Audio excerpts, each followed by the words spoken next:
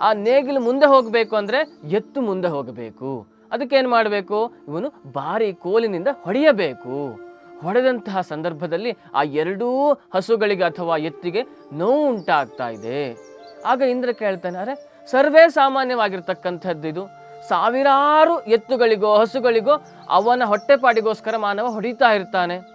ಅದರಲ್ಲೇನಿದೆ ವಿಶೇಷ? ಯಾಕಾಗಿ ಅದೊಂದು ಕಾರಣಕ್ಕಾಗಿ ಅಥವಾ ಆ ಒಂದು ಎತ್ತಿಗೋಸ್ಕರವಾಗಿ ನೀನು ಅಳ್ತಾ ಇದ್ದೀಯಾ ಅಂತ ಹೇಳಿ ದೇವೇಂದ್ರ ಕೇಳ್ತಾನೆ.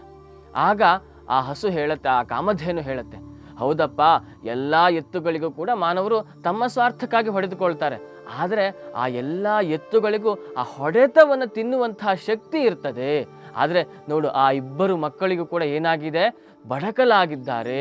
ಯಾವುದೋ ರೋಗ ಬಂದಿದೆಯೋ ಅಥವಾ ಹೊಟ್ಟೆಗೆ ಸರಿಯಾಗಿ ಏನೋ ಸಿಗಲಿಲ್ವೋ ಏನೋ, ತುಂಬ ಬಡಕಲಾಗಿ ಬಳಲಿ ಹೋಗಿದ್ದಾರೆ. ಒಂದು ಹೆಜ್ಜೆಯನ್ನೂ ಮುಂದೆ ಇಡಲಿಕ್ಕೆ ಅವರಿಗೆ ಸಾಧ್ಯವಾಗ್ತಾ ಇಲ್ಲ.